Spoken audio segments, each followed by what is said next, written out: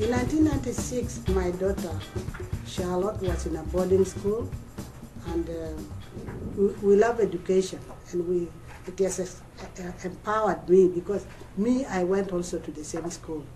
But in 1996, she was in that boarding school run by the Catholic nuns, and the rebels came in the night of the 9th of October and abducted 139 girls, including her. They were tied up, and the rebels marched with them as slaves into the bush, where she was given out, and children were given out as objects, as things without rights, given out amongst the commanders. And they are used as the burden of beasts. They are the ones who carry all these heavy ammunitions in the jungles. They cook for the rebels. They do everything for them. But the girls, as usual, suffer more. So they are sexually abused. And my daughter came back with 2 children out of that relationship.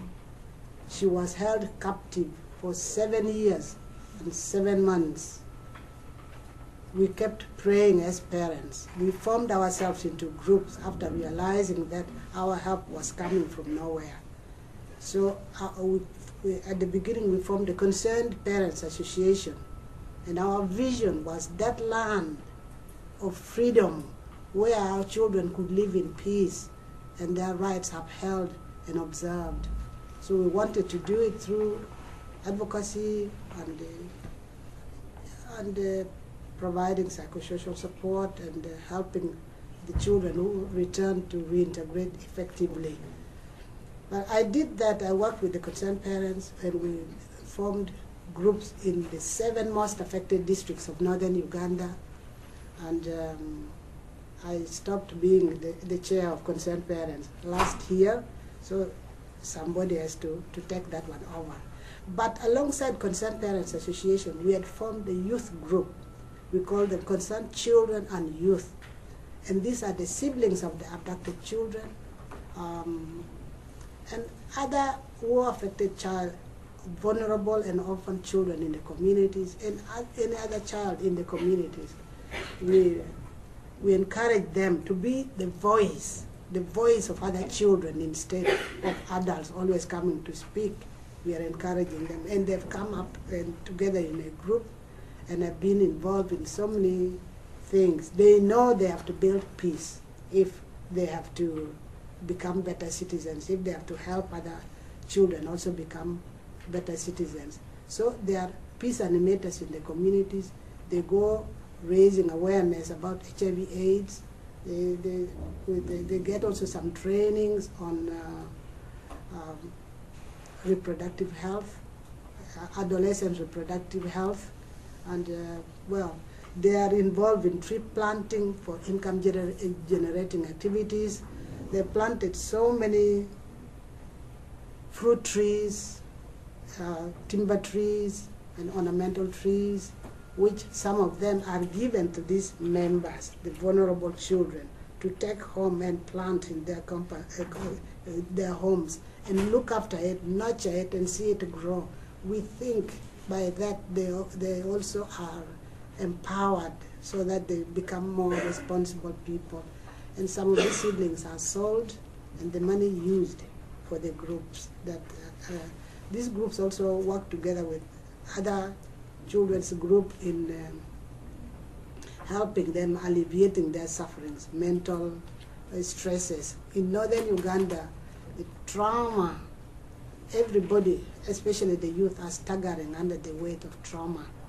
And because we don't know how they can come out of it very effectively, some of them have resorted into taking smoking, marijuana, intoxicating drugs, and so drugs and trauma. And HIV, of course, the prevalence is very high.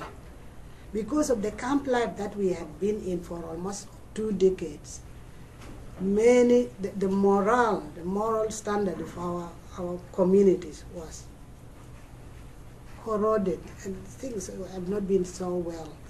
So as a result, living in camps, having nothing to do, and because they cannot access, we could not go out and access our land so that we could use our energies in doing something tangible for our well-being. Many people then decided, they resorted into, staying in camps, drinking a lot, and then having, of course, many children. And as a result, the population exploded so much. So the population of Uganda, especially northern Uganda, is mostly composing of young people. The population of Uganda is 31.4 million, but northern Uganda alone has 6.7 million. And the prevalence of HIV/AIDS is so high in northern Uganda because of that camp life. People living in camps, having being so needy, having no basic necessities of life like food. So little girls get enticed very easily because of food and cheap materials, and they get early sexual relationship with anybody who can offer them something very little in exchange, and then they get infected with HIV/AIDS. And so in the year 2006, a director of our national mental hospital, that is Butabika Hospital, that is Dr. Fred Kigozi,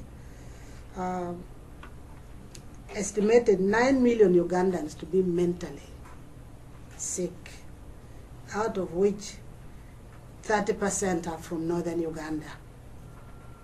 And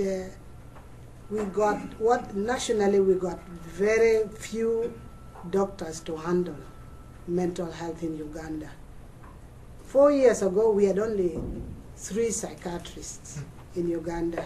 And the ratio, you can see there is actually a great need to do something about it. I know there is training going on now, but to meet the need of the people, we need to still do a lot. And so out of these, most of them are in northern Uganda, and yet to get these doctors distributed and sent to northern Uganda, into homes, into communities, into hospitals, is not very easy.